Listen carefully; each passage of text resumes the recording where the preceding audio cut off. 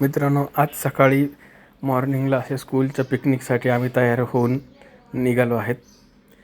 अरे बघा, मस्त रेडी झालेत पिकनिकसाठी. आज स्कूलची पिकनिक आहे आर्यन रिवर रिसॉर्टमध्ये.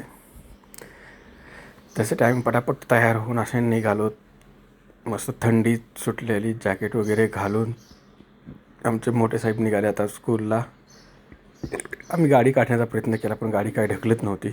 शेवटी आम्ही गाडी काढली, बसून आम्ही आता निघालो आहोत स्कूलला पिकनिकसाठी ड्रॉप करायला.